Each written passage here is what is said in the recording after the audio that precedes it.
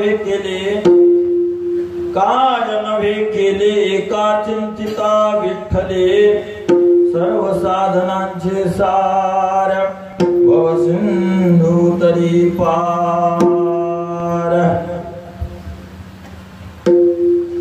पूजनीय तुकोबराय प्रस्तुत या अभंगाच्या माध्यमातून नाम साधनेचं व फळाचं सर्व समावेशकत्व प्रकट करतात। विठ्ठल विठ्ठल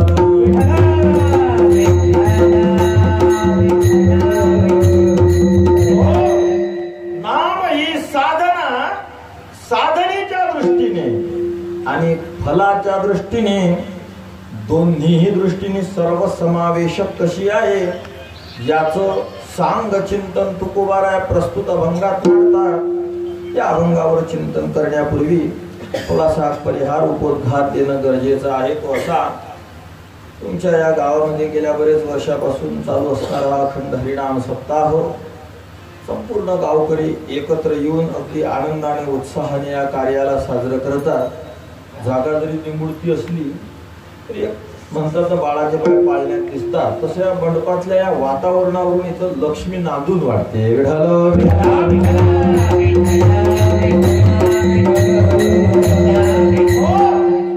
आनंदाची गोष्ट आहे। अनेक वर्षापासून हा चालू असणारा सप्ताह, पण त्यात विशेष आमचे परमस्नेही राजेंद्र महाराज वक्ते यांची श्रीमद भागवताची कथा आणि आम्ही या ठिकाणी येण्याचं कारण आमचे स्नेही श्री हरिभक्तपराय विठ्ठल महाराज देशमुख खोदरीकर यांनी हा गावकऱ्यांच्या वतीनं आम्हाला आमंत्रित केलं आणि खूप आनंदाची गोष्ट आहे। या ठिकाणी असे टाळकरी येतात की अगदी महाराष्ट्रातल्या मोठ्या मोठ्या सप्त्यात जसा मेळ यावा तसा आमचे स्नेही आणि आमचे खूप आवडते टाळकरी आमचे श्री हरिभक्तपराय गजानन महाराज खोंड ते आवडतं याच्यासाठी बाकीचे टाळकरी गळ्यामध्ये टाळ असे कसंडे सारखेच ठेवतात। विठ्ठल विठ्ठल म्हणायचे अगदी ते तसेच राहणार, हाताला लावस तो महाराज होई म्हणते पुढे चालत। माझ्यासारखा जरा शांत असला तर हात तरी जाते आणि कालच्या भावासारखं बिचिक बांधत असलं तर मग टाळ गळ्यातही येत नाही।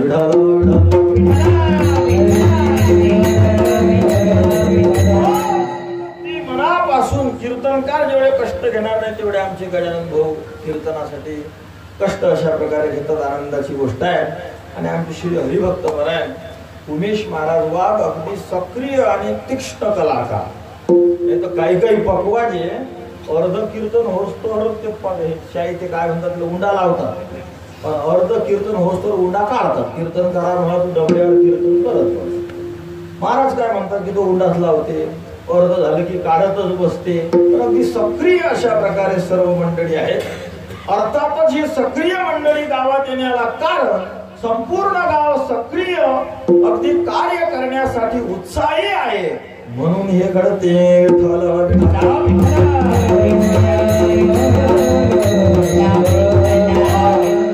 या अभंगाच्या माध्यमातून तुकोबारायांनी नाम ही जी साधना आहे ही नाम साधना कशी सर्व साधन समावेशक आहे आणि सर्व साधन फल समावेशक आहे।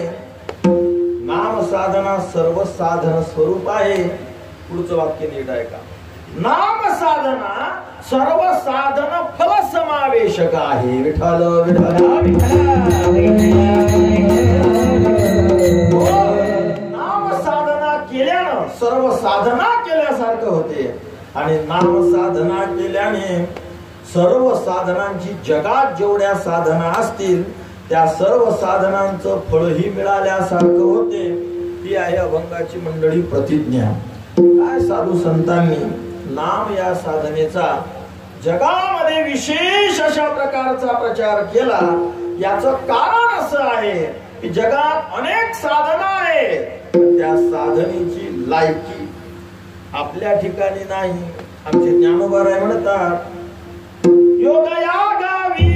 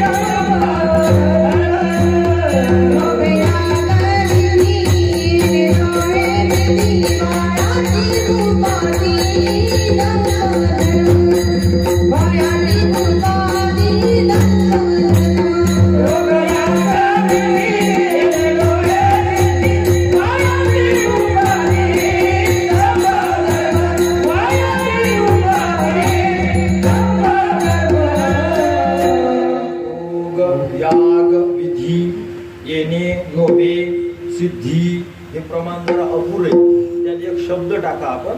योग याग विधी येणे नोवे कंस करा पुढे, तुमच्या माझ्या सारख्याला कंस पुरा करा आणि मग म्हणा सिद्धी.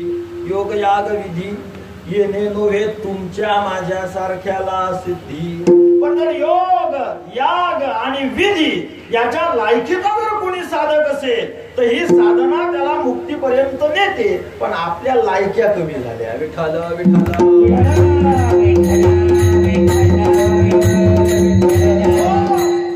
उदाहरण घेतो. जे तुम्ही भागवत गेल्या 4-5 दिवसापासून ऐकत आहात त्या भागवताने सर्वात विशेष मुक्त म्हणून कोण झाला प्रसिद्ध, कोणासाठी कथा चालू आहे ते. त्यात तो गोवर्धन ते गोकर्णी आला, धुंधुकारी आला, ते वेगवेगळे, त्यांचं आपल्याला व्यंजन नाही. पण मूळ कथा कोणासाठी सुरू झाली? राजा परीक्षितासाठी. तो परीक्षित किती दिवसात मुक्त झाला भागवताच्या आधारे? परीक्षिता मुक्ती 7 दिवसात. 7 दिवसात मुक्त झाला. पण आता पुढचं बोलतो ते नीट आहे का? आणि धृतराष्ट्र धृतम नाम धरलेलं आहे. मोहीन राष्ट्रम आणि नैती धृतराष्ट्रम. ज्याने मोहाने राष्ट्र धरून ठेवलं त्याला धृतराष्ट्र म्हणतात. त्या धृतराष्ट्राला योग नावाच्या साधनेने 6 दिवसात मुक्त केलं. धृतराष्ट्र किती दिवसात मुक्त झाला? नीट उत्तर द्या. किती दिवसात? 6 दिवसात. साधना कोणती केली त्यानं? योगाची. परीक्षिती किती दिवसात मुक्त झाला? 7 दिवसात. कोणती साधना केली त्यानं? भागवत श्रवणाची, म्हणजे श्रवण भक्ती.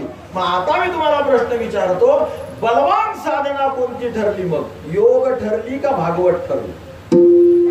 आता हे तुम्ही करत तरी आवडे तैसा आहे. हातावर आवळा ठेवल्यावर जसा तो स्पष्ट दिसावा त्या पद्धतीनं बोललो. योग बलवान की भागवत बलवान? आता ते असं झालं, आपल्याच मायबाबाची निंदा करायला आपल्याला कस तरी वाटते. विठ्ठल विठ्ठल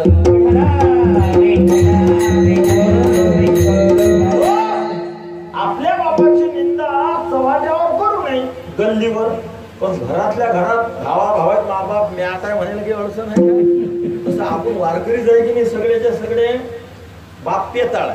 गल्लीत जर कोण त्याची कॉलर धरली की हा जाते की नाही, पीन तर तुझ्या घरात पेतो का वगैरे वगैरे. पण घरात आलं की म्हणतो की नाही आई मा बापाला अक्कलच नाही.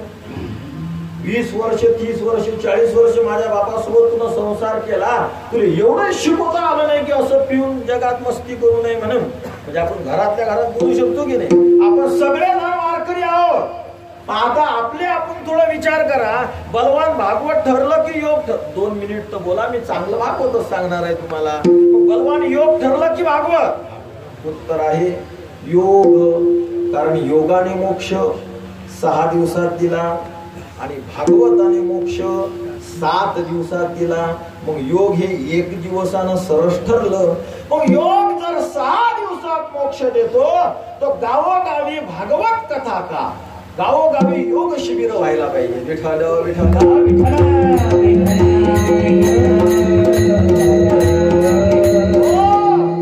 याचं उत्तर असं आहे, जगामध्ये योगाचे अधिकारी कमी आहेत.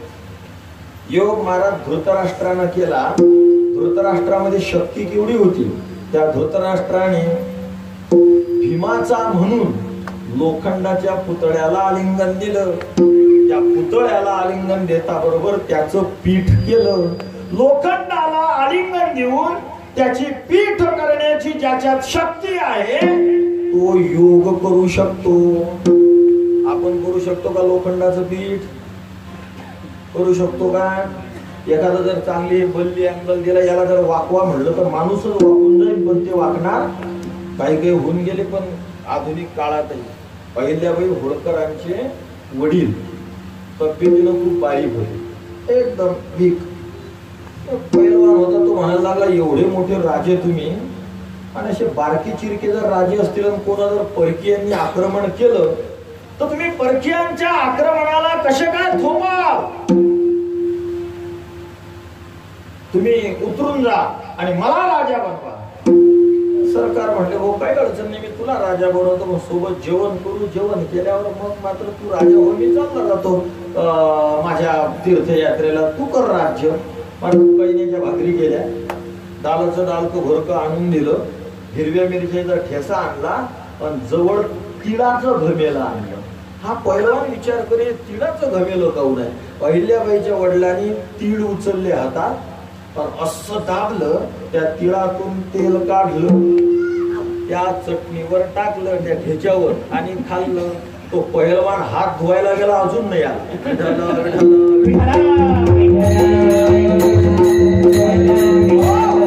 हे आहेत योगाचे अधिकारी. हे कशाचे अधिकारी आहे? योगाचे अधिकारी आहेत, जे एवढे पॉवरफुल आहेत, सशक्त आहेत. तुम्ही मी आपण योगाचे अधिकारी नाही. मग आता एक सोपं गणित आहे महाराज. आई लहान लेकराकडे जास्त ध्यान देते की मोठ्या माणसाकडे, मोठ्या लेकराकडे ध्यान देते? एका आईले 4 पोरं आहेत, 2 पोरं आहेत. एक आहे 2 वर्षाचं आणि एक आहे 15 वर्षाचं. तुम्ही म्हणाल एवढं मोठं अंतर कोण राहिलं? तो वांदा पडेल होता म्हणतात.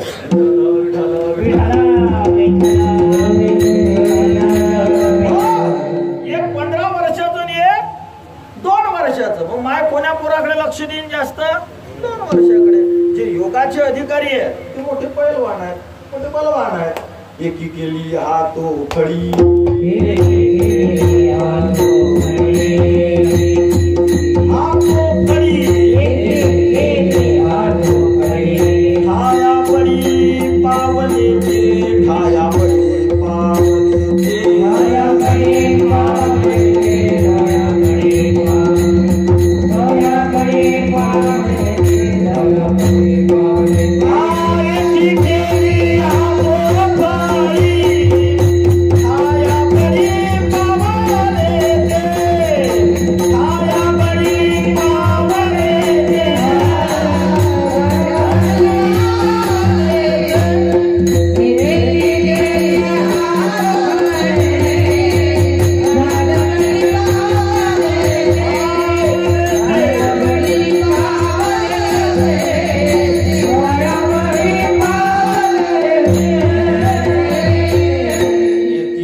केली हातोफडी.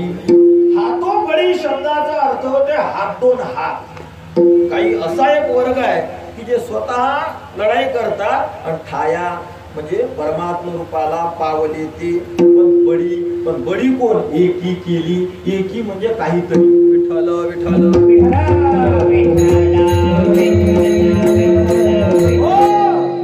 पूर्वीचे लोक सांगत, लाकडाचे गाडे असत आणि त्याला चाक लाकडाचे असत, वाटा, त्या आखा, पुऱ्या रिंगाला काय म्हणत? त्या पास नाही, पास नाही, वाट नाही ना, पुरी मोठी घनगडी दे, वाट अशी.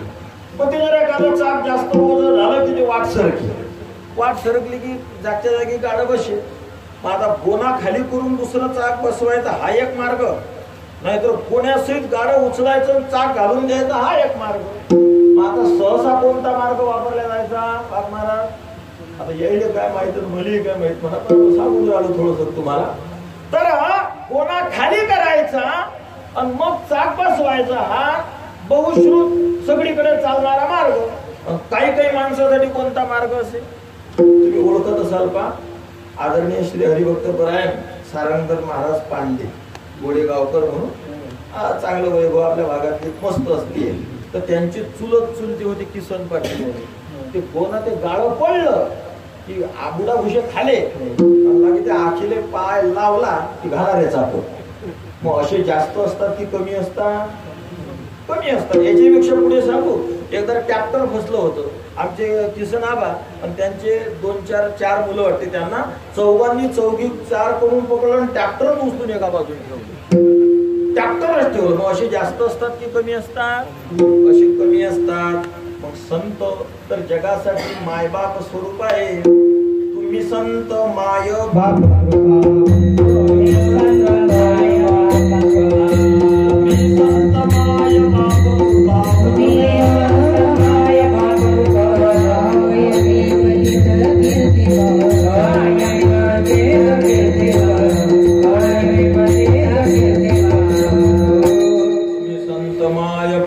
कृपावंत कायमी पतित. संत माय बाप आहे. माता जे मायबाप असतात ते सज्ञानाकडे जास्त ध्यान देतात की अज्ञानाकडे? हा मूळ विषय आपला. तर जे लहान आहे, अज्ञानी आहे, ज्याला खाणं पिणं कळत नाही अशाकडे जास्त ध्यान देतात. पण जे सज्ञान आहेत, जे योगाच्या द्वारा मोक्ष मिळवू शकतात, जे यागाच्या द्वारा मोक्षाचा मार्ग मोकळा करू शकतात, योग याग आणि विधी, जे विधीच्या द्वारा भगवंत प्राप्त करू शकतात, असे जे आहेत हे खूप कमी आहे. आणि तुमच्या माझ्यासारखे येडे गबाडे जास्त आहेत.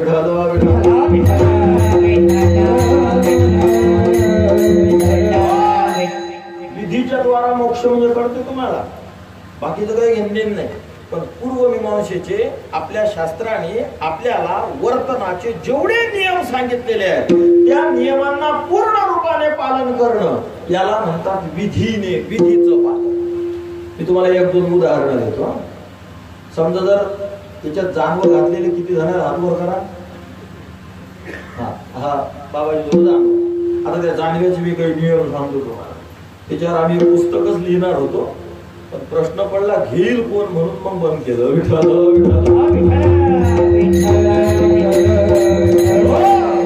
सांगतो तुम्हाला थोडं. त्या जानव्याचं गणित असं आहे, एक तर घालणारे एवढ्यामध्ये ते बुवा निघले गणित मी आहे समजा उभा.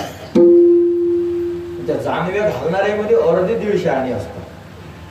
म्हणजे ते दुसरे जानव्यावर स्वतःला असं समजतात की ते जगद्गुरु शंकराचार्यच झाले, त्यामुळे दुसऱ्याचं ऐकायला तयार नाही. म्हणजे थोडेफार ऐकतात तर ते कीर्तनातून त्याच्या लोक ज्ञान चाललं. जर काही अडचण भोजन असे करावे म्हणून 130 पानाचा ग्रंथ आम्ही लिहिला, तो प्रकाशितही आहे. आता 3000 पानाचा एक ग्रंथ लिहायला आधी घेतला. आपले महाराष्ट्रातले प्रसिद्ध रामायणाचार्य प्रतिढोक महाराज ज्यांना म्हटलं जातं, असे नामदेव महाराज लबडे, की त्या एक पहिल्या भागाला छापणारही आहे. तो 10 भागात आपण छापणार आहे. पण जानव्याविषयी काही पेन उचलला नाही, कारण उचलून काही फायदा नाही, फक्त शहीच वाया गेली असती आपली. तर ते जे जानवं आहे, सूला जर जायचं असेल तर कोण्या कानाला लटकवावं, किती येडे मारावे, जानव्याचा आकार किती असावा, त्याचं म्हणजे लांबी रुंदी किती असावी, त्याला गाठी किती असाव्या, त्या गाठी का असतात, असं आहे. आता देवबाप्पा मोठे माणसं आहेत, त्यांच्याशी बोलणं म्हणजे ब्रह्म अपमान, म्हणजे तो भगवंताचा अपमान होईल. पण आता तुम्ही सगळे लोक मला सांगा, तुम्ही सांगा, त्याला आमची आम्ही करतो. त्या जानव्याला गाठी काऊन असतात सांगा बरं. तुम्हाला माहिती आहेत काय? हा, तुम्हाला माहिती आहे का जानव्याला गाठी काऊन असतात? एक म्हणजे जानवर करून घालतात, पिकलं नाही तर फाशी घ्यायला, असं असते. त्या जानव्याला त्या फाशीचा काय संबंध आहे? तेवढ्याशा फाशीनं आपण 80 किलोचे माणसं फाशी घेऊ शकतो काय? तर त्या जानव्याला जी गाठ आहे ती प्रवराप्रमाणे असते. कशाप्रमाणे? तुम्ही म्हणा आता ते आगीतून निघलो तू कुठे जाऊन पडला, आम्हाला जानवं माहित नाही, पण प्रवर तर त्याच्यापेक्षाही माहित नाही. जानवं म्हणून काहीतरी ऐकेल तरी होते. आपण ज्या गोत्रात जन्माला आलो त्याचे मुख्य प्रवर्तक ऋषी किती होते? कश्यप गोत्र असेल तर 3 प्रवर असतात. माझ्या जानव्याला 3 गाठी असतात, सुद्धा ते ऐकत आणेल असते, पण थोडासा प्रयत्न करण्याचा प्रयत्न करतो. आणि अजून एक ऐका बाबा, तुम्ही जानवी कुठून आणता? आळंदीवर आणता की पंढरपुरावरून? काही काही ठिकाणचे कुठून आणता तुम्ही? ओंकारेश्वर. आणि एक खरं तर तुम्हाला सांगतो, तुम्ही आपण सारखेच जास्त काही म्हणजे असं वाटू नका की महाराजांनी आपल्याला का विचारलं. बाबा कुठून आणतात? तुम्ही ऐकलं सगळ्यांना कुठून आणतात? आता माझ्याकडून लिहून घ्या. या व्यासपीठाची शपथ घेऊन सांगतो, कुठलंच चालत नाही, घरातच तयार करायला लागते. एकच प्रमाण दाखवा, आळंदीतलं चालते का, पंढरपुरातलं चालते का, ओंकारेश्वरातलं चालते. मी बी ऐकत आणलेलं आहे बरं, मी सांगून राहिलो खरं. पण तुम्हाला आता विठ्ठल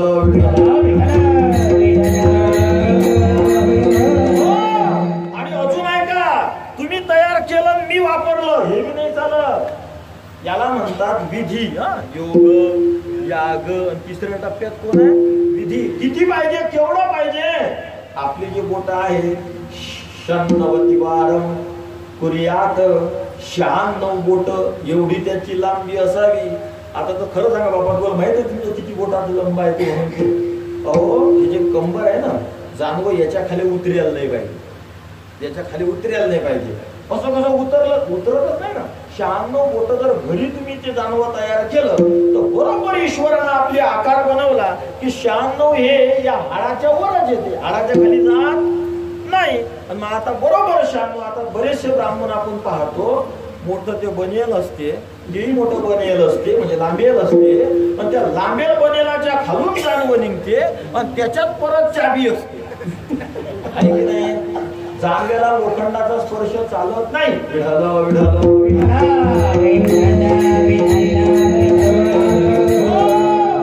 जर 2 नंबरला जायचं असेल तर नुसतं कानाला अटकून चालत नाही. ते एक व्यक्तिगत कार्य आहे आणि व्यक्तिगत कार्यासाठी जाणवून निमित्त म्हणजे माळीसारखं करावं लागते. माळीसारखं करावं आणि असं कपाळाला ते लावावं आणि असं गुंडाळावं. असं म्हणजे दोन्ही कानाला गुंडाळावं असं ते जाणवं असावं. आता यावर वैज्ञानिक संशोधनही झालं. कानामध्ये अशा नसा असतात की त्या जर 1 नंबर 2 नंबरचं कार्य करत असताना दाबल्या गेल्या तर आरोग्य प्राप्त होते. ज्याला दाताचा त्रास असेल त्याने एक उपाय ध्यानात ठेवा. सुशीला जात असताना दात खायचे म्हणजे दात दाबायचे. सू करत असतानाही दात दाबायचे, शी करत असतानाही दात दाबायचे. दाताचे आजार निघून जातात, दात कडक होतात आपोआप. हे वैज्ञानिक संशोधन आहे. तर ते असं जाणवं गुंडाळायचं. तुम्हाला कोणीतरी दिसला हो ते जाणवं असं काढून इथं पूर्ण गुंडाळे. एक तरी पाहिला का तुम्ही आयुष्यात? का नाही पाहिला? म्हणजे तुम्ही विचार करा, योगाचे माणसं तरी कुठेही दिसतील. सकाळी जर आपण रोडनं फिरायला गेलो तर रोडच्या कडे रामदेव बाबाचे शिष्य दिसतात, पण जाणवं असं एक तरी दिसला नाही. मग याला काय होते? मोक्षाचा मार्ग मोकळा होते. हे काही खोटं नाही आहे. जाणव्याचे पुरे नियम जर पाळले तर तुम्हाला देव भेटतो. योग याग विधी योग एक जमिनी याग. तसं याग नाही, ते याग शब्दाचा अर्थ होते यज्ञ. अजून तुम्हाला बारीक सांगतो, यज्ञ म्हणजे होमच की आहे. आहोत म्हणता यज्ञ होम वेगळा आहे. विठाल विठाल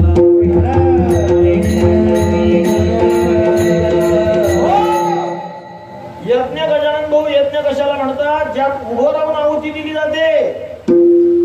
आहुती देत असताना ओम शट असं म्हटल्या जाते. हा शब्द उभं राहून म्हणू नये.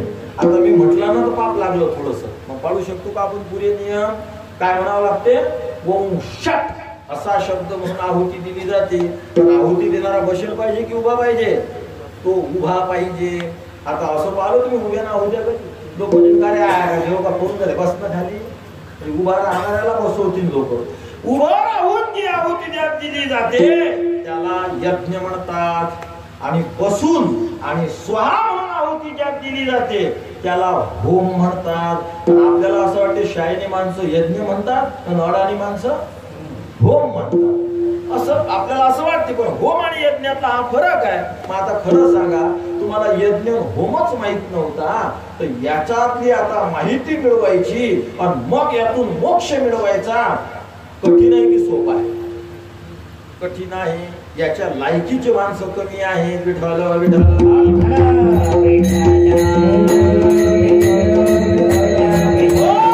जास्त विस्तार नाही करत. मग तुकोबाराय, ज्ञानोबाराय इत्यादी जे संत आहेत यांनी जगाकडे नजर टाकली की यांना योग शिकवावा काय? योगाच्या लायकीचे. याग म्हणजे यज्ञ शिकवावा काय? ना यांचे उच्चार ठिकाणावर, ना यांना काहीच येणार नाही. यांना विधी शिकवावी काय? विधी तर यांना जाणव्याचे नियम माहित नाही. शिकवले तरी कलियुगातले माणसं पूर्ण रूपाने त्याचं वर्तन करतील याची गॅरंटी नाही. म्हणून साधू संतांनी आमच्या एक शॉर्टकट काढला. या सामान्य जनतेसाठी जे मोठे आहेत बिचारे ते त्यांचा परमार्थ करू जाणे, पण जे साधे आहेत त्यांच्यासाठी एक शॉर्टकट काढला. आणि तो शॉर्टकट असा काढला की एक केल्यानं सगळंच केल्यासारखं होते. अभंगाचं पहिलं जग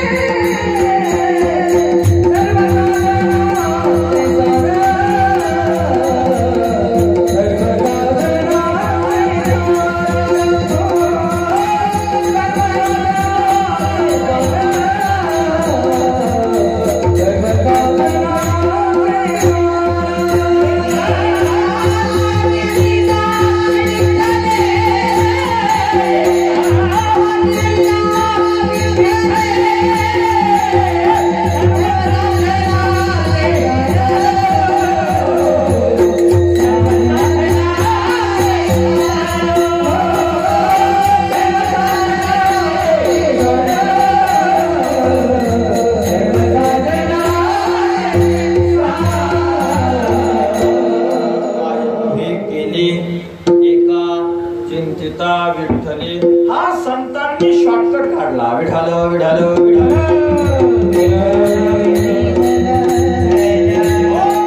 अनेक अशा प्रकारचे शास्त्र आहे, त्यांच्या साधनाही आहेत, त्या पॉवरफुलही आहेत, पण त्याला लागणारा वेळ, कालावधी, त्याची अनुष्ठानाची पद्धती हे जमणार नाही.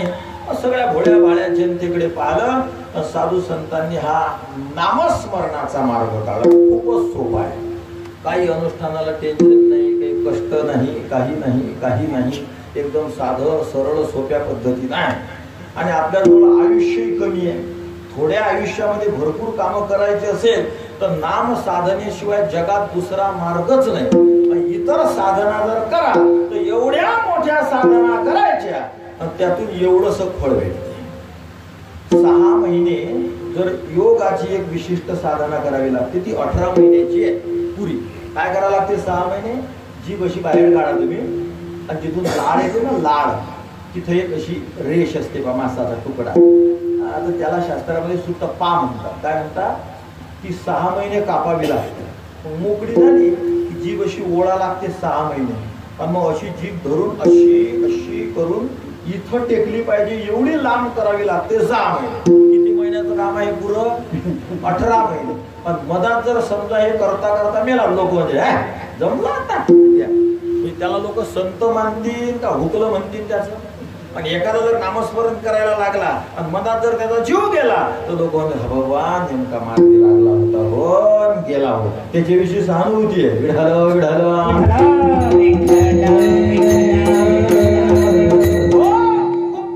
कमी दिवसात जास्त अशा प्रकारे जर फळ मिळवायचं असेल तर नाम साधना ही काय मंत्राचे शक्य आहेत.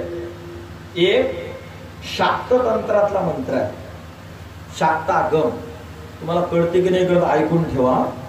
आगमामध्ये 2 प्रकार पडतात, एक दक्षिणागम आणि एक वामागम. वामागम आपल्या वैदिक सनातन धर्मात मान्य नाही, दक्षिणागम मान्य आहे. त्या दक्षिणागमामध्ये 3 आगम आहेत, एक वैष्णवागम, एक शैवागम आणि एक शाक्तागम. तर शैवागमाचे 208 ग्रंथ आहेत, त्याला तंत्र म्हणतात. 28 तंत्र आहे आणि 180 उपतंत्र आहे. मग 2 मिळून किती झाले? 208 तंत्र ग्रंथ. त्या 208 पैकी 64चे नाव आहेत फक्त, बाकीच्याचे तर नावही नाही, पण 14 ग्रंथ उपलब्ध आहेत. शाक्तागमामध्ये 3 प्रकार पडतात. तर त्यातल्या पहिल्या प्रकारामध्ये एक महार्णव तंत्र, मंत्र महार्णव तंत्र नावाचा ग्रंथ आहे. आणि त्या मंत्र महार्णव तंत्र नावाच्या ग्रंथामध्ये एक मंत्र सांगला, नीट ऐका आता मावले हो, तुम्ही विशेष रूपाने ध्यानात ठेवा. एक ओघानं आलं म्हणून बोलून जातो. या वारुणी योगावर म्हणजे 10-15 दिवसाच्या आधी युट्यूबवर आमचं एक नवीन चॅनल ओपन झालं. पहिलं होतंच एक माझ्या नावाने पुरुषोत्तम महाराज भावस्कार, दुसऱ्याचं नाव ठेवलं आम्ही शास्त्र चर्चा. म्हणजे जे काही मंत्रतंत्र सांगितले जातील ते ग्रंथाच्या आधारे त्या ग्रंथांचे श्लोक देऊन बोलल्या जाते. एसटी मध्ये 3 रुपयाचं पुस्तक विकायला आलं, त्यातलं वाचलं सांगितलं, अशाने जगाचं अकल्याण होते. तो मंत्र पहा, 4-8 दिवसाच्या आधी तो युट्यूबवर टाकलाय, पण तो मूळ म्हणजे पूर्ण टाकला. मी तुम्हाला मूळ सांगतो, माझ्या मागे म्हणा. ओम धुम ओम, याला एकाक्षर शक्तीबीज मंत्र म्हणतात. ओमचं संपुट आहे पण धुम मूळ मंत्र आहे. केवढासा मंत्र आहे? फक्त धुम. काही लागते हो एवढा जपायला?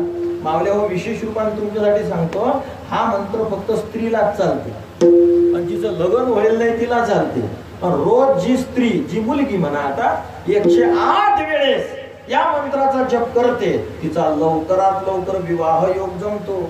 हे दक्षिणागमातील शाक्तागमातलं वाक्य आहे. विठ्ठल विठ्ठल.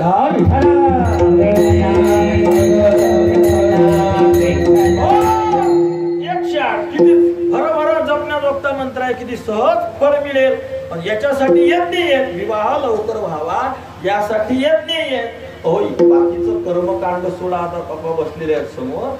साधी गोष्ट, कुंडलीत जर मंगळ असला, मंगळ, पोरीच्या का पोराच्या असला तर वेगळी साधना आहे, पण मुलीच्या कुंडलीत जर मंगळ असला, मंगळ कशाला म्हणतात? 1 4 7 8, बरोबर आहे?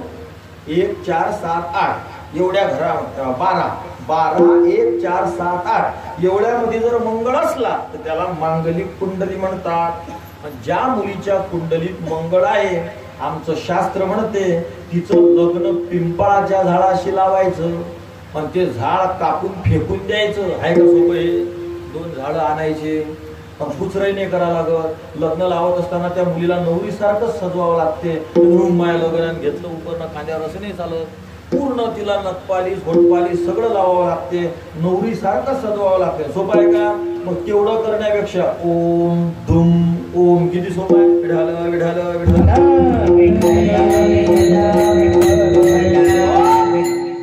साधू संतांनी आपल्या जीवनातल्या खूप थोड्या कालावधीमध्ये जगाला असा महामार्ग मोकळा करून दिला की जगाने फक्त आचरणच करत राहा, बाकीचं काही टेन्शन नका. तुकोबारायांचं जीवन केवढं होतं. मी तुम्हाला तुकोबारायांचं जीवनपट सांगतो 2-4 मिनिटात. अवघ्या 20 वर्षामध्ये तुकोबारायांनी एवढं भांडवल तयार करून ठेवलं. हजारो पीर त्या तुकोबारायांच्या गाथ्यावर झाल्या, पण अजून पुढे होत राहते. हे तुकोबारायांचे नीट आहे का? 1665 ला आमच्या तुकोबारायांचा जन्म झाला. वय वर्ष 13 असताना 1678 ला तुकोबारायांवर संसाराचं सगळं ओझ येऊन पडलं. महाराजांचं वय 14 व 16 या 2 वर्षामध्ये 1678 व 1681 ला तुकोबारायांचे 2 लग्न झाले. महाराजांचं वय 17 वर्ष असताना 1682 साली तुकोबारायांच्या घरातले 3 जीव गेले. आई वारली, वडील वारले आणि मोठी भाऊजई सुद्धा वारली. महाराजांचं वय 18 वर्ष असताना 1683 साली महाराजांचे मोठे बंधू सावजी हे तीर्थयात्रेला कायमचे निघून गेले. महाराजांचं वय 20 वर्ष असताना 1685 सालापर्यंत महाराजांनी आपला संसार कसा बसा सावरण्याचा प्रयत्न केला, पण तो काही त्यांना ऍडजस्ट झाला नाही. 1686 साली महाराजांचं वय 21 वर्ष असताना भीषण दुर्भिक्ष पडलं, दुष्काळ पडला. महाराजांचं वय 22 वर्ष असताना 1687 साली भीषण दुर्भिक्षामध्ये महाराजांच्या घरातले 2 जीव, एक त्यांची पत्नी आणि एक त्यांचा मुलगा वारला. महाराजांचं वय 23 वर्ष असताना 1688 साली महाराजांनी मंदिराचा जीर्णोद्धार केला व कीर्तन ऐकायला सुरुवात केली. म्हणजे किती दिवस झाले वयातले किती निघून गेले? 23 वर्ष. राहिले किती आता? 19 वर्ष. आता ऐका पुढे त्या 18 वर्षात, 19 बी नाही, पुढे 18 वर्षात तुकोबारायांनी जगाला एवढं दिलं की अजूनही आपल्या जन सोडून नाही राहिलं.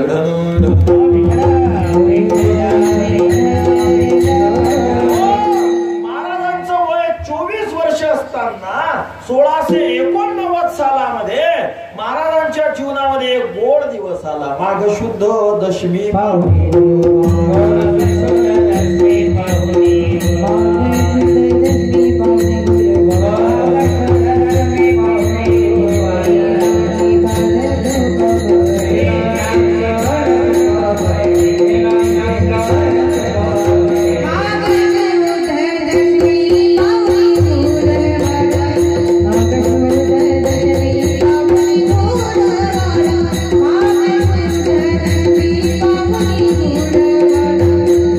Thank you.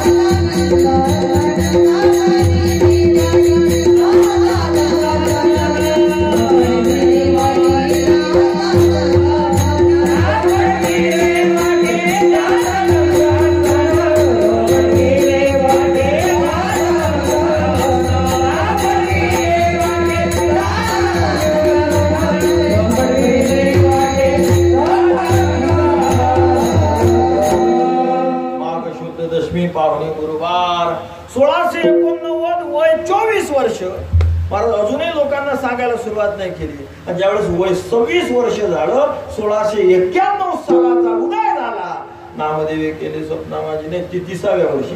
या 26व्या वर्षी रामेश्वर भट्टांचा प्रसंग घडला. वयाच्या 30व्या वर्षी देवाने स्वप्नात येऊन सांगितलं आणि भगवंताचा साक्षात्कार झाला. 15 दिवसामागे साक्षात्कार झाला.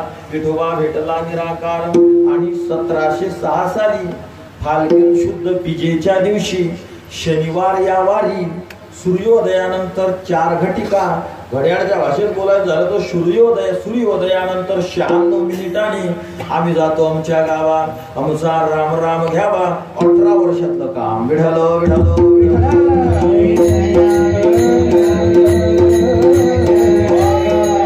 सगळ्या शास्त्राचं साधनेचं मंथन संतांनी केलं आणि मग तुमच्या समोर मांडलं आणि तुम्हाला आयतं दिलं. काय केले हा निर्णय आहे. एका विठ्ठले चिंतिता काय केले नव्हे. इथं मंडळी थोडस ऐका नीट. श्लेष नावाचा अलंकार आहे. तुम्हाला महाराज हे आम्हाला नाही समजलं. श्लेष अलंकार कशाला म्हणतात? ज्याचे अनेक अर्थ घेतले जातात, ज्या शब्दाचे, त्याला श्लेष अलंकार म्हणतात. मी साधं उदाहरण देतो तुम्हाला. एखादी मावशी आहे, तिनं चांगला स्वयंपाक केला, तुम्हाला लागेल होती भूक. आमचं पारमार्थिक साधूचं जीवन इतकं भयंकर राहते महाराज, कुठं कसं मिळन का हे सांगता येत. मावशीनं चांगला स्वयंपाक केला. इथून आपला विषय आहे श्लेष अलंकार. मला तुम्हाला सांगायचा, जास्त किचकटात मी नेत नाही तुम्हाला.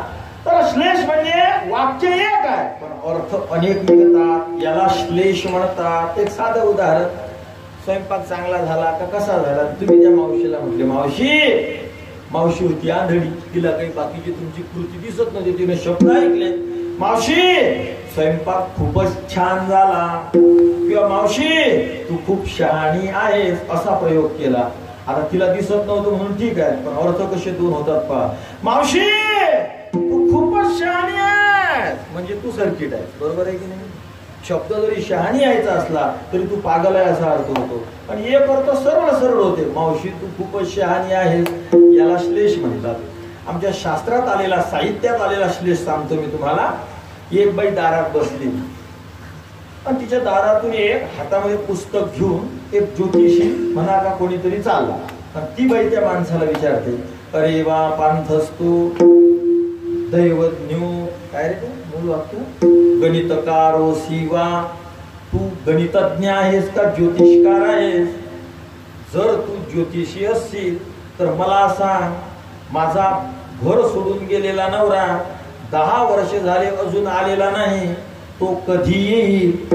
मम अंबा अंधा, माझ्या नवऱ्याची माय म्हणजे माझी सासू फक्त घरी आहे आणि ती दोन्ही डोळ्याने आंधळी आहे.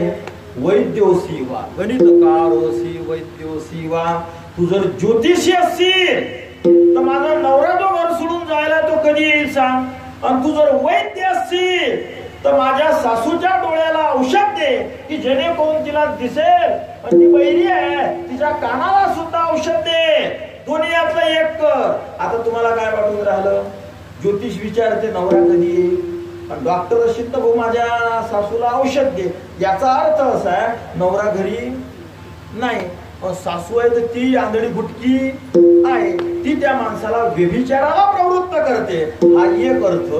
आणि जर कोण काही म्हणलं मग आता का डॉक्टरला औषध मागणं चूक आहे का? आणि ज्योतिषी माणसाला भविष्य विचारणं चूक आहे का? नाही. हे दोन अर्थ निघाले, याला श्लेष म्हणतात.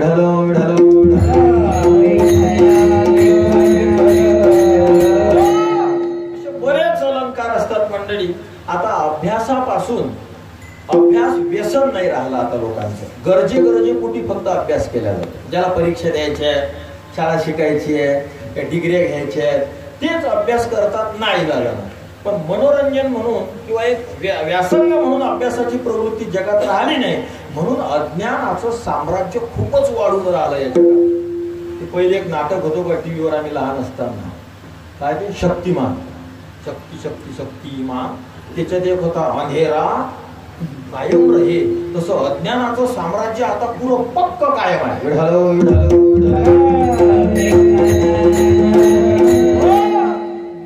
आम्ही कोल्हापूर महाराष्ट्र एक्सप्रेसचं रिझर्वेशन दर्शन करेल ती गाडी झाली कॅन्सल. मग मी एका टीसीला फोन केला की बा गाडी जर कॅन्सल झाली तर तिकिटाचे पैसे भेटण्याची पद्धत काय. तर महाराज मी 2 मिनिटांनी फोन करतो. मी म्हटलं का हो 2 मिनिटांना. मला जरा मोठ्या माणसाला विचारायला की कोण म्हणते टीसी. जर टीसी म्हणते तिकिटाचे नियम सांगण्यासाठी फोन करायला लागेल तर प्रवाशाची काय करत आहे. जगामध्ये अज्ञान असं खूपच त्याला एक व्हायरस म्हणतात काय तसा व्हायरस मोबाईल मध्ये आला की कसा पसरत जातो. सगळ्या फंक्शन बंद करून टाकतो. तसं माणसाचे कपडे लत्ते असे पॉश दिसून राहिले पाहिलं की असं वाटते हा किती कर हुशार आहे.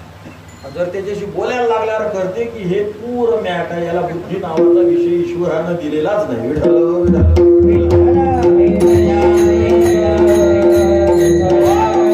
लागवत नाही. मी तुम्हाला अभंगाचा अर्थ सांगतो. मला दुसरा एक अलंकार सांगायचा होता पण तो तुम्हाला कळावा म्हणून जरा पालिशी करत होतो. पण तो कळाला नाही तर उगाच तुम्ही मला दगड मारा.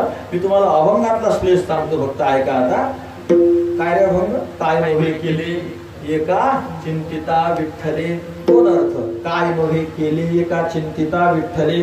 जगात जेवढ्या साधना आहे त्या सगळ्या साधना भगवंताचं जर चिंतन केलं तर केल्यासारख्या होतात. म्हणजे तुम्हाला योग करण्याचं काम नाही. तुम्हाला यज्ञ करण्याचं काम नाही. जैनाची साधना करण्याचं काम नाही. बौद्धाची साधना करण्याचं काम नाही. तुम्ही फक्त काय करा भगवंताचं चिंतन करा. एक अर्थ.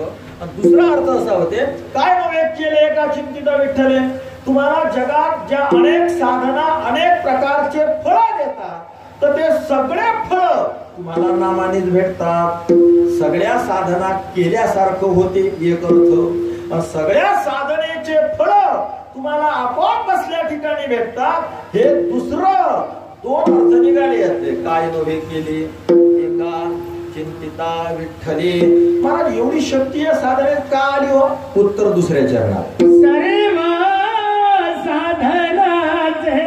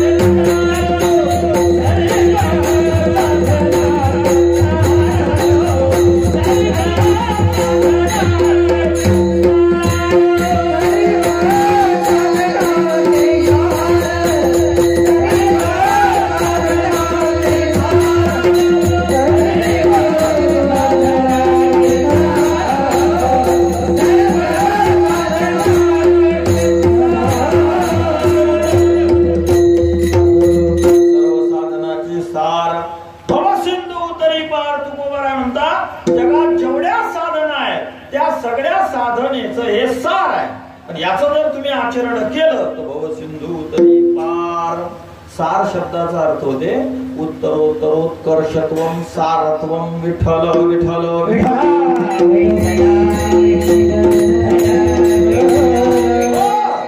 व्यवहारामध्ये तुपाला सार म्हटलं जातं. पण खरं सांगू ते नाईलाजानं म्हटलं जातं. आता काहीतरी मोठं नाव द्यावं म्हणून त्याला सार नाव दिलं. सार तर त्या भाजीलाही देतात, सणाच्या दिवशी करतात ना, ज्याचं त्याचं पाणी काढून ते उडलं तो खानदेशात खूप चांगला होते, दुसरीकडे सार कुठेच चांगला होते. आता खरं आहे ते सांगून राहिलं तुम्हाला. तर साराचं लक्षण आहे उत्तर उत्तर उत्कर्ष, जे दिवसेंदिवस वाढतच जाते आणि चांगलंच होत जाते त्याला सार म्हणतात. तुपाचे गुण दिवसेंदिवस वाढत जातात म्हणून त्याला सार म्हणतात.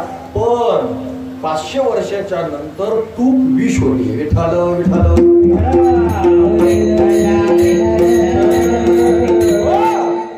तुपाचे गुण वाढत गेले का फक्त 500 वर्षापर्यंत वाढत गेले, पण 500 वर्षाच्या नंतर त्याचं दोषात रूपांतर झालं. म्हणजे तुपाला जे सार म्हणतात ते आता काहीतरी म्हणायचं व सगळ्यांपेक्षा वासरात लंगडी गायची आहे. दुधापेक्षा तूप पुढे आहे, लोण्यापेक्षा तूप पुढे आहे, ताकापेक्षा तूप पुढे आहे. पण याचे ते पावर आहेत बोला वेगवेगळे. उंची वाढण्याचं साधन आमचं शास्त्र म्हणते ताक आहे. एक चंपू ग्रंथ आहे, त्यामध्ये एक श्लोक आहे. जर त्याचा अर्थ मी सांगतो तुम्हाला, पूर्ण श्लोक आठवत नाही. जर कुबेरानं ताक पिलं असतं तर कुबेर डुमणार राहिला नसता. म्हणजे कुबेर डुमणार हे या श्लोकातून कळालं आपल्याला. विठाल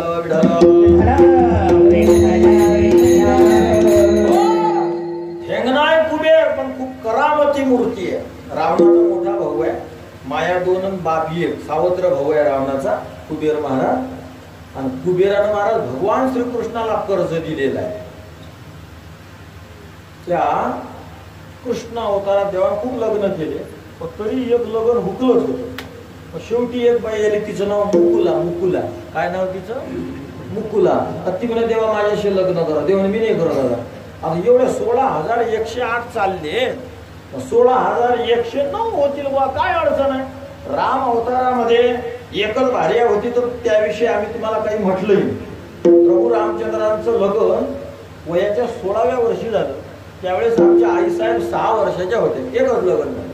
मी तुम्हाला 2-4 मिनिटात थोडंसं पुढे जाऊन सांगतो. चैत्र शुद्ध 9वीला रामाचा जन्म झाला.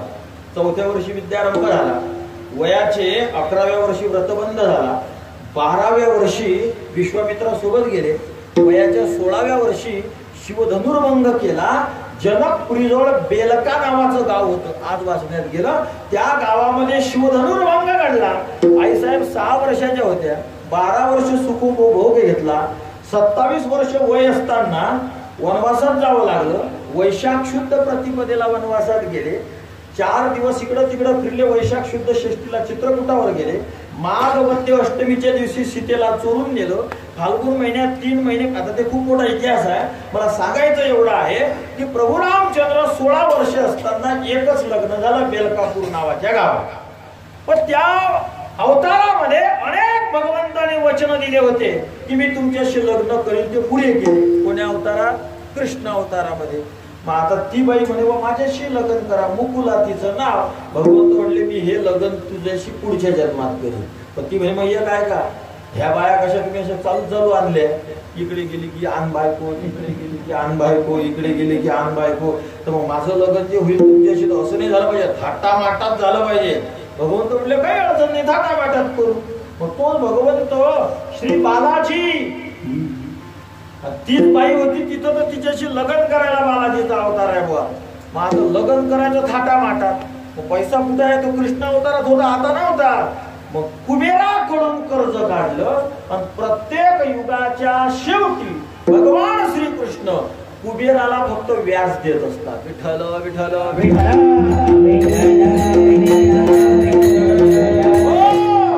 कल्पाच्या शेवटी कर्ज फेडणार आहे. कुबेर डुमणार मी सांगत होतो इथून.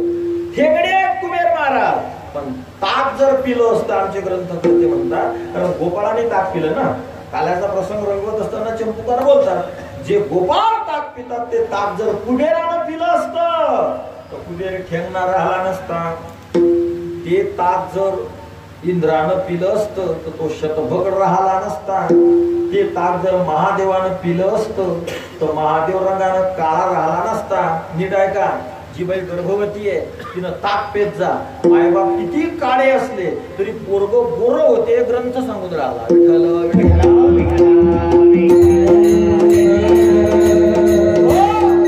खूप साध्या गोष्टी असतात महाराज, पण लोक करायला मागत नाही. भयंकर परिस्थिती. एखाद्या बाईला जर गर्भ असेल राहिला तर ध्यानात ठेवा, मी काही 4-2 गोष्टी सांगतो. शंख असते ना, शंख, त्या बाईनं रोज शंखाचा आवाज ऐकला पाहिजे. कोणताही अनुवंशिक आजार त्या बाळाला होत नाही. बापाला कोड आहे, पोराला पुढे होऊ शकते. बापाला टीबी झाली, पोरात अनुवंशिक आजार होऊ शकते. घराण्यात कॅन्सर आहे, पुढच्याला होऊ शकते. घराण्यात मोठी बिमारी आहे, पुढच्याला होऊ शकते.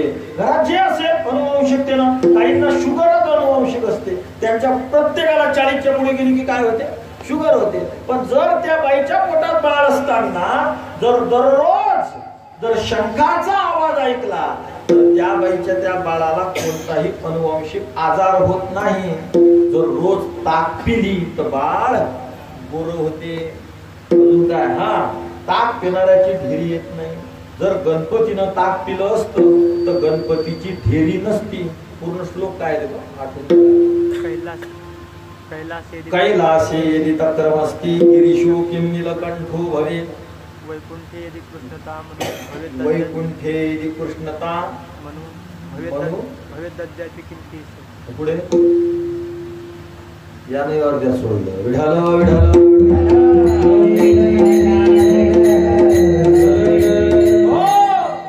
महाराज, इतकी भयंकर या ज्ञानाची परिस्थिती होईल आहे. आता या पोराला आम्ही शिकवलं, त्याच्या ध्यानात राहिलं, काय विसरलं. आता यायला जर मी शिकवेल नसतं, गेलं की उडलं. काशी बिशी अयोध्या इकडे फोन करूनच जर आलं एखाद्या महात्म्याला ज्यांच्याकडे आम्ही शिकलो. आता मी BHU मध्ये 7 वर्ष अध्ययन केलं बनारस हिंदू विश्वविद्यालयात, जिथं लाल बहादूर शास्त्रींनी शास्त्री ही पदवी घेतली. त्या ठिकाणी 6 वर्ष शिकण्याचा योग आमच्या जीवनामध्ये आला. मग इथलं वाटलं की काशीलाच फोन करायला. आता एखाद्या गावात त्या महाराजला येत नाही की घ्या, निंदीचे धंदे आहेत की नाही, याले येत नाही का त्याला येत नाही का. भाऊ आता मी म्हणतो ना, काशीशिवाय नाही मिळत बसत. विठाला विठाला काय महाराज. कधी काशीमध्ये एक माझ्या नावाची गुरुजी होते, पुरुषोत्तमजी गुरुजी त्रिपाठी म्हणून. तर त्यांना वाटलं पृथ्वीवरच माणूस नव्हता समजून सांगा. प्रतिभाताई पाटील राष्ट्रपती असताना आमच्या समक्ष गुरुजींना तिथं येऊन त्यांनी राष्ट्रपती पुरस्कार दिला होता. कारण गुरुजी कुठं जाण्याच्या याच्यात स्थिती नव्हती. शरीर खूपच क्रूज झालं. 100च्या वरच गुरुजी असताना इहलोकातून त्यांचं गमन घडलं. मी तुम्हाला एक गोष्ट सांगत होतो त्यातली. मग गुरुजींना आवडलं एक दिवस प्रत्यक्ष. आता काय करावं हे कोण सांगत. तर गुरुजींनी एकदा ऐकलं होतं, तुम्ही काशीला कोणी गेलेले असाल तर तुम्हाला माहित असेल, मनकर्णिका नावाचा एक घाट आहे. आणि त्या मनकर्णिका घाटावरची अशी ख्याती आहे की दररोज 12 वाजता मनकर्णिका घाटावर व्यास महर्षी येत असतात. आणि आपला प्रश्न व्यास महर्षींच्या संबंधात आहे. व्यास महर्षी उत्तर देऊ शकतात. म्हणून गुरुजी जाऊन अनुष्ठानाला बसले. एका दगडावर नामस्मरण सुरू. एक म्हातारा आला, खांद्यावर धोतर घेऊन. काय कशासाठी बसला? आता गुरुजींना आले तुरे घातलं म्हणणारा विषय संपला ना तिथल्या तिथं. ते गुरुजींच्या ध्यानात नाही आलं. पण गुरुजी आम्हाला सांगत असताना रडायचे, विठाल विठाल. खांद्यावर धोतर काय कशासाठी बसला? गुरुजींनी खाली मान. मोठ्या माणसांना मान अपमानाचं काही नसतं. मोठा माणूस याच्यावरून ओळख होईल. आम्ही काशीत असताना रोज 20 किलोमीटर सायकल चालवली. एक दिवस संपूर्णानंद विश्वविद्यालयात आम्ही जात असताना बरोबर सायकल चालत एक म्हातारा माणूस पुरून आला. आपलं हे इधर घेतला, इकडे पाय तिकडे चालून भोपकन त्याला जाणता. मी पडलो. गुरुजी म्हणजे ते मला माहित नव्हतं कोण आहे. ते पडले. पण ते पडल्यावर मला उचलायला लागले. मला लगेच समजलं हे सामान्य माणूस. कारण तुमच्या माझ्यासारखा पडला असता तर ते धरून सायकल फेकून दिसते की नाही, डोळ्याला काय झालं असे सगळी आहे. पण लगेच लक्षात आलं ते एवढे महापंडित होते व्याकरणातले की विचारू नका. गुरुजींनी खालेमान घातलेले आरेतुरे कोण घालते तर हे पालन नाही म्हणत. तुम्ही आपल्याला आपण कोण जर आरेतुरे घातलं कोण कोण आरेतुरेच्या भाषेत बोलतो. गुरुजीची मान खाली. तो काय बाळा का बसला? 95 वर्षाच्या माणसाला बाळा म्हणणारा तो सामान्य अधिकारी असेल. का बसला? जाऊ दे बाबा, तुम्हाला काय लक्षात यायचं असू दे, हे आमचा प्रश्न आहे. काय सांग. गुरुजी म्हणजे दळकरी शंका सांगितली. त्या म्हाताऱ्याने दडदड उत्तर दिले. आंघोळ केली, निघून गेले. आणि मग लक्षात आलं की हे उत्तर दुसरा कोणीच देऊ शकत नाही. हे कोण सांगू शकते? फक्त व्यास महर्षी. तिकडं पा तिकडे पा. आता कशाचं काही विढालं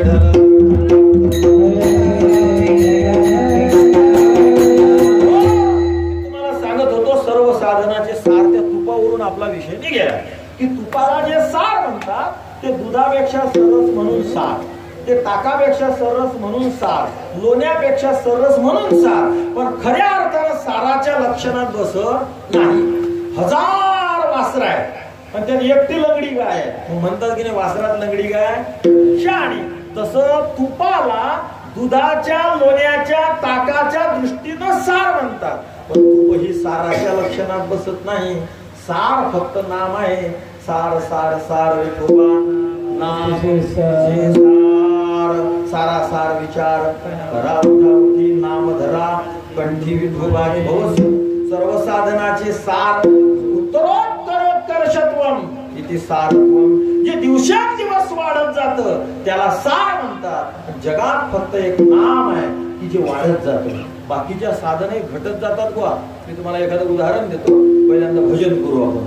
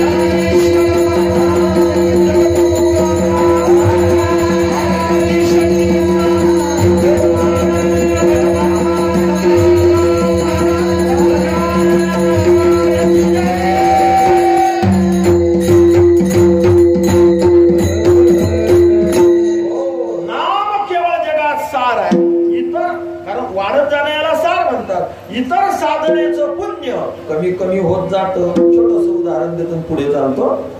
तो नहुष आहे ना, नहुष तो इंद्र पदावर बसायला चालला. आता इंद्र म्हणे बाबा आता ह्याला करायचंच आहे. इंद्राला बृहस्पतीनं आयडिया दिली की त्याचं पुण्य कमी कर. पुण्य कसं कमी होईल तर बृहस्पती उत्तर देतात नामचिंतनाने जे पुण्य व्हायला आहे तेच फक्त कमी होत नाही. इतर कोणीही साधनेने निर्माण झालेलं पुण्य कमी होते. पण मग कसं कमी करायचं? नीट आहे का? आता पुण्य कमी व्हायचं सगळ्यात मोठं साधन आहे स्वतःची स्तुती. विठाल विठाल. ज्या शास्त्रात धर्मध्वजिक म्हणतात. आपण केलेल्या परमार्थाची ध्वजा मिरवायची. मी असं केलं, मी तसं केलं. त्या बाई म्हणत राहतात माझी सासूमाय अशी आहे, मी होई की तिचं जमून राहिलं नाही तर त्या लाईनी तिला विचारलंही नसतं. अहंकार दाखवणं, स्वतःची स्तुती करणं, यानं जेवढं पुण्य कमी होते जगात तेवढं कशानं होतं. नहुष बसलेला मोठ्या आसनावर इंद्रपदावर. पण इंद्र जो खरा आहे तो कडेच्या खुर्चीवर बसला साध्या फायबरच्या. इंद्र बसल्या बसल्या त्या नकुला म्हणजे बाबा तुम्ही तर काही मोठ्या पदावर बसले. तर नहुष म्हणजे सोपं आहे का? यज्ञ करा लागले, हे करा लागलं, ते करा लागलं. 1.5 घंटा गडबड करत बसला. ते झाल्यावर इंद्र म्हणतात उतरा मग खाली. तुम्ही उतरा. आता नाही उतरा. इंद्रानं लाच मारून उतरवला. पुण्य कुठं गेलं? फक्त 2 घंट्याच्या स्वतःच्या स्तुतीने पुण्य समाप्त झालं. मग यज्ञ 100 केलेले. 100 यज्ञाचं पुण्य किती घंट्यात गेलं? 2 घंट्यात गेलं. मग त्याचा उत्कर्ष झाला की अपकर्ष झाला? तुम्हाला अपकर्ष करते ना डिमोशन, उत्कर्ष करते ना प्रमोशन. त्या पुण्याचं डिमोशन झालं की प्रमोशन झालं? नकुला त्या नहुषाच्या डिमोशन झालं म्हणजे अपकर्ष झाला. ते खाली आलं. पण नामापासून जे पुण्य तयार होते ते खाली येतच नाही. ते अधिक अधिक अधिक अधिक वर जाते. म्हणून सगळ्या साधनाचं हे सार आहे. बाकीच्या साधना आहेत पण सार नाही, कारण अपकर्ष होतो ना. विठ्ठल विठ्ठल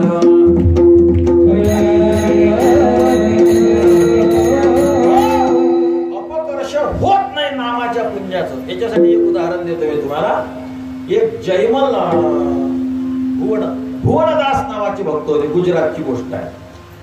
राजा होता, त्याच्या पदरी हे काम करत राजा पुढे हे माग एकदा शिकारीसाठी गेले. राजा एका हरणीच्या माग लागला. ते हरिण काही राजाच्यानं पकडले गेले नाही. हा भुवनदास त्या हरणीच्या माग लागला आणि एका दणक्यात त्या हरणीचे 2 तुकडे गेले. पिल्लू मेलो पोटात होतं पण हरिणी गेली. याला त्रास, एकदम टेन्शन आलं, कसं तरी मनाला वाटायला लागलं. आणि तेव्हापासून त्यानं आपली तलवार लाकडाची केली.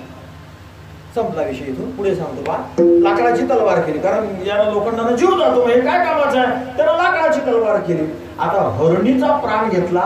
पिल्लू आहे पोटामध्ये, कमी पाप आहे का महाराज? पण नामाचं पुण्य डिमोशन होत नाही. याच्यासाठी उदाहरण देतो. आणि त्याच्या चुलत भावानं पाहिलं की आपल्या भावाची तलवार लोखंडाची नाही, कशाची आहे. पण हा रोज राजाच्या संग असते. समजा राजावर जर कोण आक्रमण केलं तर हा रक्षणासाठी काय टेम्पो घेऊन जाईल काय? त्याच्याजवळ तर खरी तलवार असेल. त्यानं भावाचं निंदा केली राजाजवळ. राजा म्हणे भुवनसिंग विश्वासू आहे असं होणार नाही. तो म्हणे मी तुम्हाला शपथ घेऊन सांगतो. तो म्हणे राजा म्हणे होणार नाही. म्हणे जर असं नसेल तर मला मृत्यूदंड द्या, फक्त एकदा तलवार पहा त्याची. भुवनमयी तार रची सारमयी तलवार, दारुमयी तलवार रची सारकी. सार शब्दाचा अर्थ होते पोलाद आणि दार शब्दाचा अर्थ होते लोखंड. त्याला म्हणायचं होतं माझी तलवार दारमय आहे. राजाने विचारल्यावर त्याच्या मुखातून एक शब्द निघला, माझी तलवार सारमय आहे. महाराज म्यानातून तलवार काढली, चमचम चमचम चमचम चमकत होती. हरणीचा जीव घेतला. ती गर्भिणी होती. किती पाप व्हायला पाहिजे होतं. याची लोखंडाची तलवार आहे, लाकडाची व्हायला पाहिजे होती. पण लाकडाची कशाची झाली? पोलादाची झाली. म्हणून नामाचं पुण्य खाली येत नाही, नामाचं पुण्य वरवरच जात राहते. म्हणून याला सार म्हणतात. इतर साधनेपासून जे पुण्य होते ते डिमोशन होते. भाऊ लय जातो तर डिमोशन होते, ते पुण्य खाली खाली येते. नामाचं पुण्य वरवर जाते. विठ्ठल विठ्ठल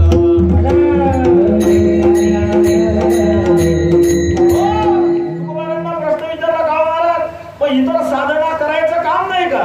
तुकाराम महाराज म्हणतात इतर साधना हे साधना केल्यावर केल्यासारख्या होतात. 3रं चरण योग याग तपी योग याग तपी योग याग तपी योग याग तपी योग याग तपी योग याग तपी योग याग तपी योग याग तपी योग याग तपी योग याग तपी योग याग तपी राम याग तपी योग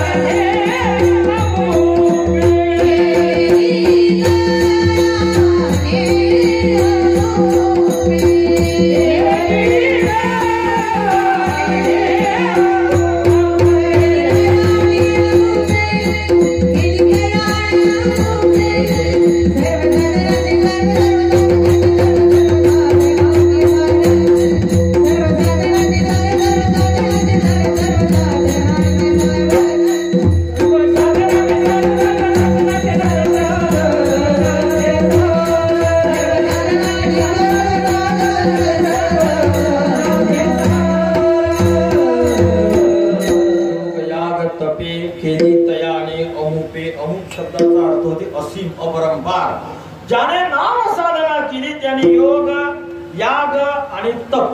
तप शब्दाचा अर्थ होते शास्त्रीय मार्गेन कायेंद्रिय शोषण.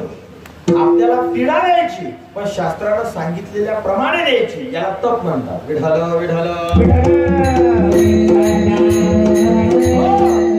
या बाया शुक्रवारच्या दिवशी काहीच खात नाही, काही गुरुवारच्या दिवशी वेगवेगळे उपवास करत राहतात.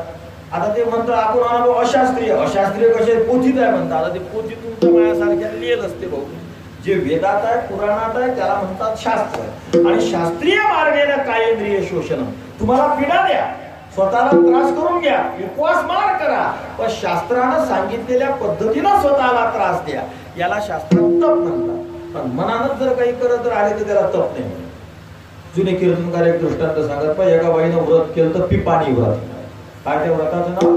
पिपाणी. पिपाणी म्हणजे काय? कोण जर पाणी पे म्हटलं तर प्यायचं, नाही तर प्यायचंच नाही. कोण जर पाणी पे म्हटलं मग आली एक बाई, का झालं जेवण, तिला म्हणेन पे पाणी. आता ठीक असं कोणी म्हणते का मी तुमच्या घरी आलो बाबा जय हरी आणि प्या पाणी, अशी पद्धत आहे का कुठं बोलायची? तसं काही असं माझ्या घरी तुम्ही आले तर मी म्हणेन तुम्हाला.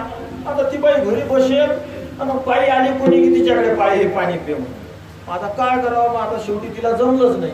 मग तिनं दुपारच्या पुढे एका बाईला सांगितलं माय असं आहे म्हणून, मा सकाळपासून पाणी पिली नाही, मा नियम आहे कोण पाणी पे म्हणलं तर प्यायचं, एकही भांड्यात उतराची मला पाणी पे म्हणून नाही राहिली.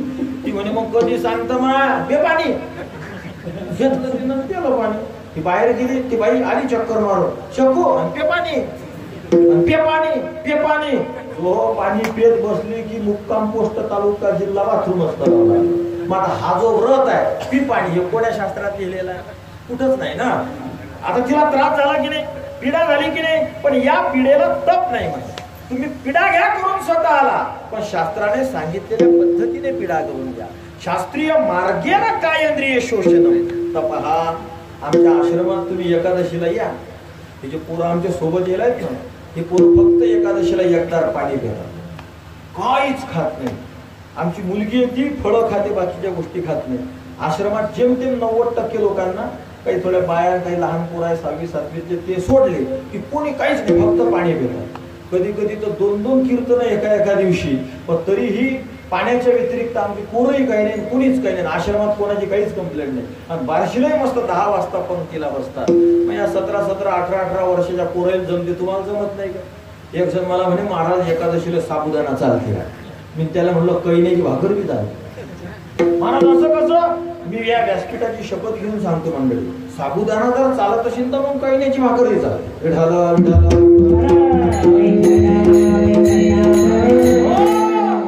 या एकादशी या विषयावर आम्ही 30 तास बोललेलो आहे. किती तास? 30 तास. अहंकारासाठी नाही, तुम्हाला एक ऍड्रेस देऊन राहिलो त्याचा. युट्यूबवर जे आमच्या नावानं चॅनल आहे त्यात जाऊन सर्च करा. 30 प्रवचन आहेत एकादशी या विषयावर यावर्षी केलेले. तर त्या एकादशीच्या काही नियमावलींचं कथन केलं. एकादशीला फक्त 1 वेळेस पाणी पिणं चालते, 2 वेळेस पाणी पिणंही नाही चालत.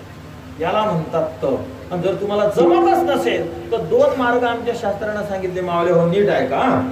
1 ते 4 या दरम्यान एक फलाहार करायचा, फराळ नाही, फलाहार म्हणजे फळं खायचे. म्हणजे 1 ते 4च्या दरम्यानच महाराज साबुदाणा चालते का? साबुदाणा कधीच नाही चालत. साबुदाणा म्हणजे तुम्हाला जर मांस खायची आठवण आली तर ते नाही तर मग हे खात जा, असा पर्याय आहे तो, उपवासाचा पर्याय नाही. तर 1 ते 4च्या दरम्यान फळं खायचे. तुम्हाला 25% एकादशी धरण्याचं पुण्य लागते, असं हरिभक्ती विलास नावाच्या ग्रंथात वर्णन केलं. जर तुम्ही 4 ते सूर्यास्त या दरम्यान जर फराळ केलं तर तुम्हाला 50% एकादश धरण्याचं पुण्य लागते. एक जण म्हणे महाराज मी 75% मिळवाल. म्हणलं कसं रे? म्हणे 1 ते 4च्या दरम्यान करण आणि 4 ते 6च्या दरम्यान करण. म्हणलं मग तेलही जाईल, तुपही जाईल, हाती धुपार नाहीये. तर अशी एकादश करून पहा, तुम्हाला कोणतेच उपवास करण्याचं काम पडत नाही आणि तुम्हाला दुःखाचं तोंडही आयुष्यात कधी पाहायला मिळत नाही. आता अशी एकादश करणं याला म्हणतात तप. शास्त्रीय मार्गेन कायेंद्रिय शोषणम तपः योग याग तपी केली तयाने अमुपे. विठ्ठल विठ्ठल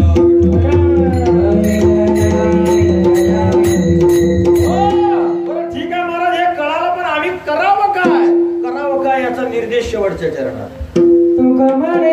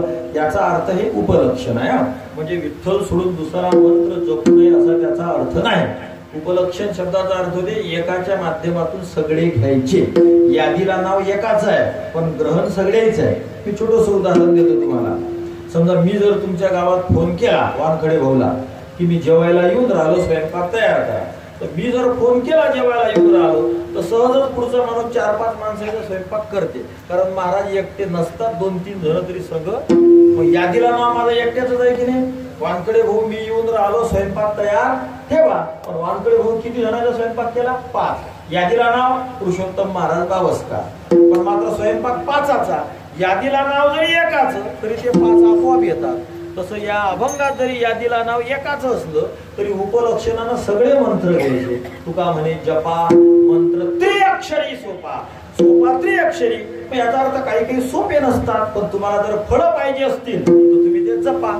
तुम्हाला जर नाही काही तर मग राम राम राम रामही म्हणा एवढ्या नाही तुम्हाला फळ मिळते मी 1-2 मंत्र सांगतो तुम्हाला म्हणजे कीर्तन ऐकल्यासारखं वाटत जरा गीतेच्या 11व्या अध्यायातला 40वा मंत्र जगद्गुरु शंकराचार्य या पीठावरचे जगन्नाथपुरीच्या पीठावरचे 68वे शंकराचार्य त्यांनी सांगितलेला हा उपाय आहे 11व्या अध्यायातला 40वा मंत्र नमः पुरस्तादथ पृष्ठतस्ते नमोस्तुते सर्वत एव सर्व अनंत वीर्यामित विक्रमस्त्वं सर्वं समाप्नोषि ततोषि सर्वः हा मंत्र आहे हा मंत्र रोज 1 माळ जपायचा मावल्या हो एक माळ जर रोज जपला तर 6 महिन्यामध्ये दारिद्र्याचं हनन होऊन आपल्याला धनलाभ होतो हे शंकराचार्य सांगतात महाराज हे तर कठीण आहे पाहू आता मग फळ जर पाहिजे तर कठीण नाही करावं लागेल मोक्ष जर पाहिजे तर मग काय मग सोपंही आहे पण थोडं जर काही हवं असेल तर तुम्हाला अशाही मंत्रांचे जप करावे लागतील